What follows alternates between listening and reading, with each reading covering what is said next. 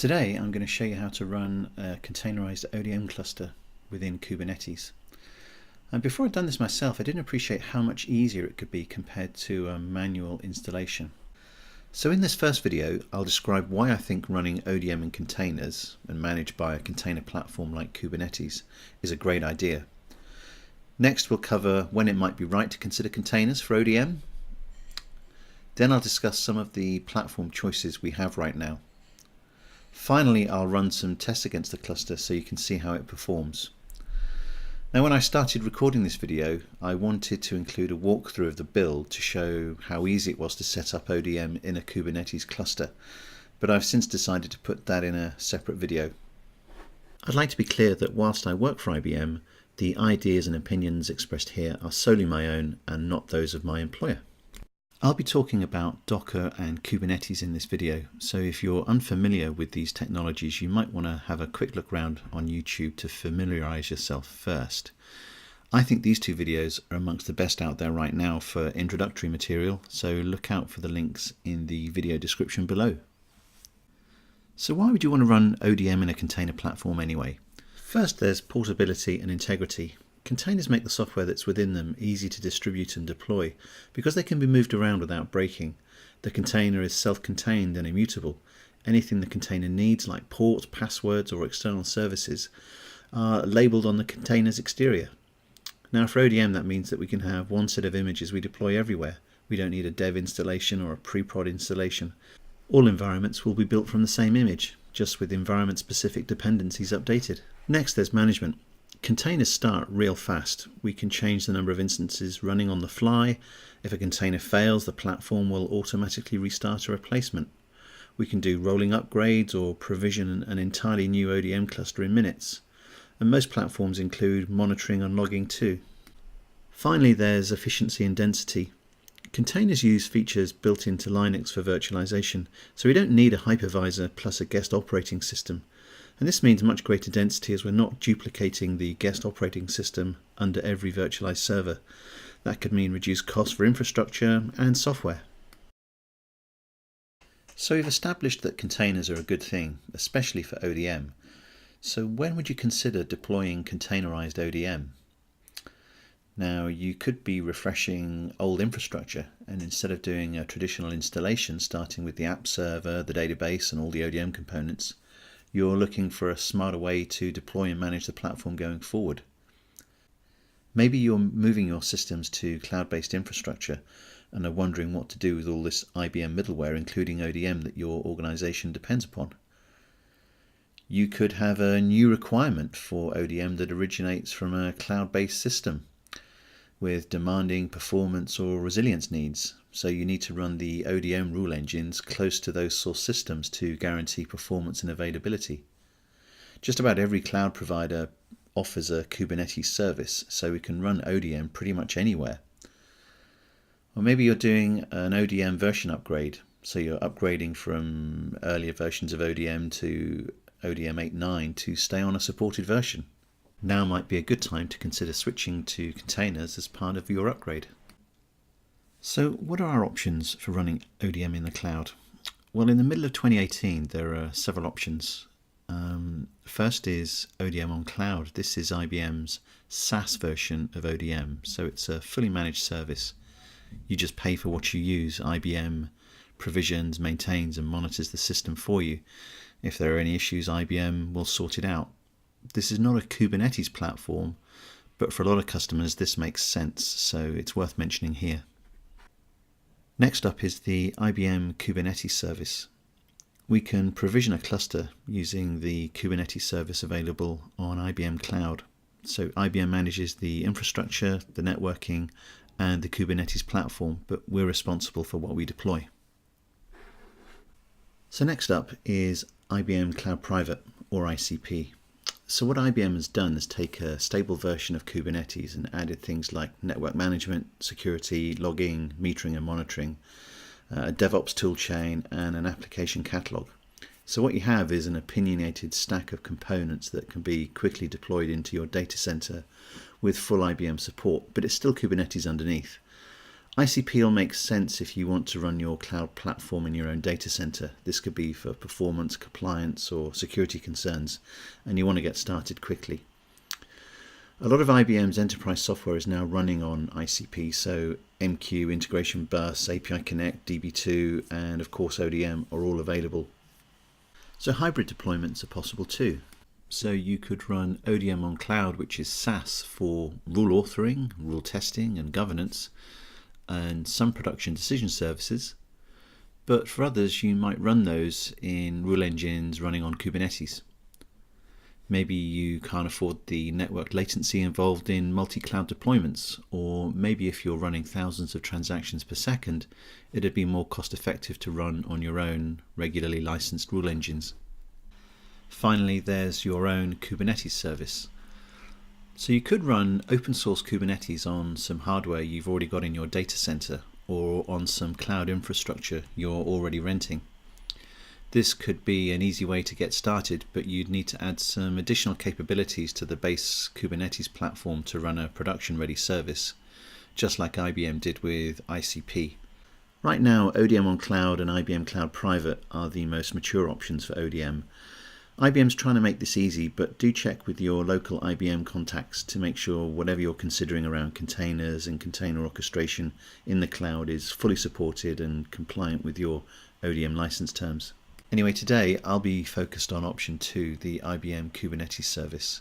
Option 1 would result in a very short video, and I don't have the spare laptops lying around to create a multi-node cluster with IBM Cloud Private. So, to test the cluster, I've deployed a simple decision service into ODM. This takes in some data representing a person and scores them. Some people will score highly and be approved, others will score lower and be rejected. The rules aren't particularly complex, nor is the data they process, but it's sufficient for our purposes. I'm going to use SoapUI to do some initial testing from my laptop, and that will give us some baseline performance data. Next, I've written a Java microservice that I'll use. This has 2 APIs that can randomly generate data to be thrown at ODM for processing. One of these APIs calls ODM synchronously. That's to say it generates a person, calls ODM, waits for ODM to respond, then moves on to the next person. Finally, it summarizes the results it received and the elapsed time taken and reports back.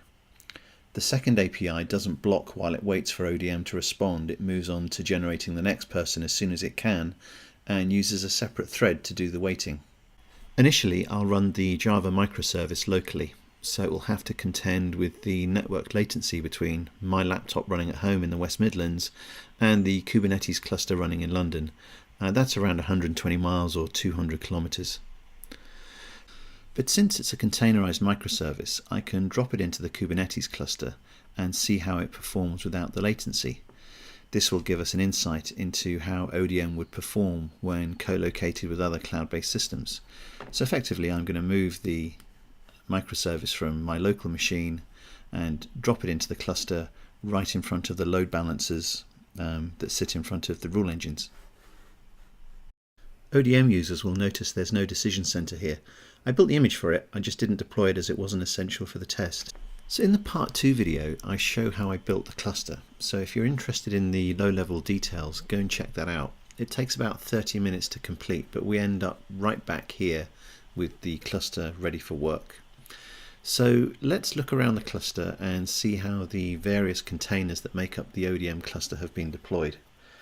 First, in the IBM Cloud dashboard, we can see the worker nodes, and we've got 3 of those. Okay, they've got names, but we'll recognize them within the Kubernetes cluster with the IP addresses. So we've got 66, 70 and 73. Now let's open the Kubernetes dashboard. Here we can see a summary of the environment. We can see the deployments that make up the cluster. So we've got decision runner, decision server console, and the decision server runtime. We can see the number of replicas of these components that we have running and deployed. And we can see the pods. Now we can see how the different pods have been distributed over the different worker nodes. So we've got runtimes on 66 and 70, we've got Decision Server Console on 66, we've got Decision Runner on 73 and 66. Now if I wanted to increase the performance of the ODM cluster, I could increase the number of replicas and Kubernetes would spin up more pods. But since I only have 3 worker nodes, I'd probably only see around a 50% increase as I went from 2 pods to 3.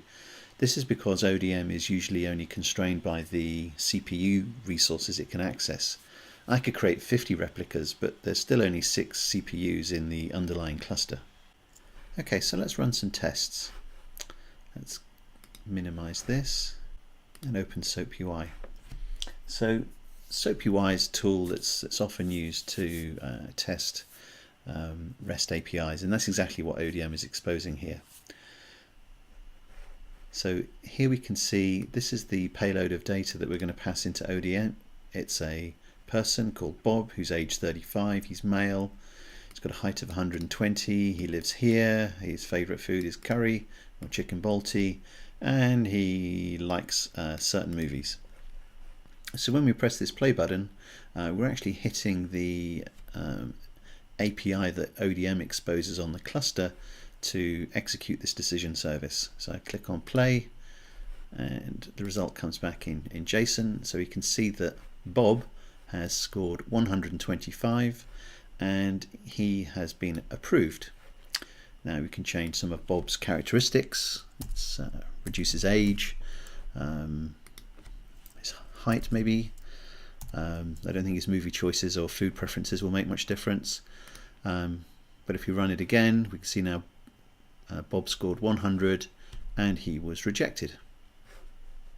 Now when we run these tests individually, we can see that SoapUI reports a response time and the size of payload that we received back. And if I press this button a few times, we'll see we get different numbers. We're now getting 26 milliseconds. Okay, so the next test is to run some load tests using different number of threads. So let's start our test at 50 threads and we'll see how the system behaves, see how it settles down. We're getting about 1100, 1200 transactions a second, but the system's running quite stably. Let's increase that up to 100 threads. Okay, so it's still climbing, about 1500 transactions a second, and the response time has gone up a little bit, but that's fine. Let's try 200 threads.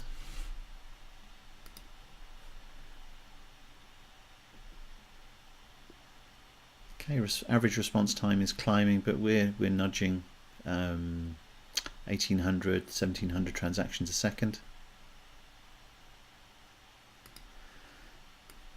Let's see if we can get some more out of it. 400 threads. Yeah, so I think we're peaking. It's not a scientific test. Don't know what else is going on over the internet that might be interfering with this, but it's nevertheless informative. Okay, so let's introduce our Java application. As you can see, I spared no expense on the GUI for this. But it's sufficient for our purposes.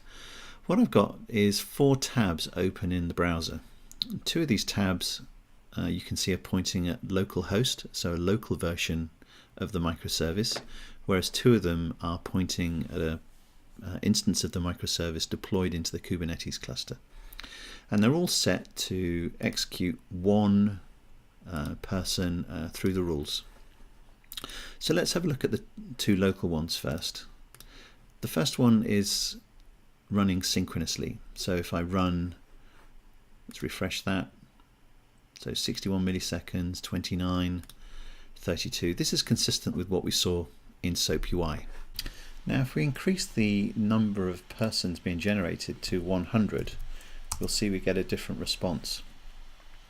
Because this is generating a person, calling ODM, waiting for the response, and then generating another person, and on and on and on, the overall duration is pretty linear. so it's going up. So for 100 with 51 passing, we've got a 2-second execution time, or 2170 milliseconds. Okay, so let's look at the asynchronous API. This one won't wait for ODM to respond. So if we do a single execution, it's comparable to the first one. But if we ask this one to do 100 persons, yeah, very different. So we're getting about a quarter or less overall response time. Okay, so we can increase this to 1,000 and it will still perform pretty well. So 3 seconds to do 1,000. That's about the same, well, a little bit longer than it took the synchronous version to do 100. That's doing 10 times the volume. So let's invoke this microservice up on the cluster. Let's give that a refresh. So compared to the local one that's running 1, yeah, let's give that a chance to warm up. So 50 milliseconds. The one that's running remotely is getting 13 milliseconds, 13 again, 10. Okay, so we can see very clearly the difference in the network latency. It's really laid bare here. If we increase the volume up to 100, okay, so it's still faster than running locally. It's still much faster because it's avoiding the network latency, but it's still not the most efficient way of doing it, because it's waiting to get a response from ODM before it generates the next person to be processed. So finally, we've got the asynchronous version running up on the cluster. So this is getting a response time 5 milliseconds, 3 milliseconds, and if we ask this to run 100, okay, 40 milliseconds. Yeah, without the network latency, this thing is really screaming along. So there's 1,000.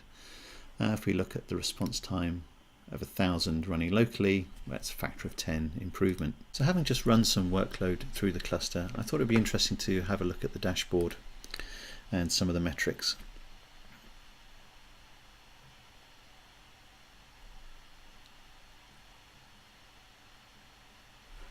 So we can see our cluster's been a little bit busy.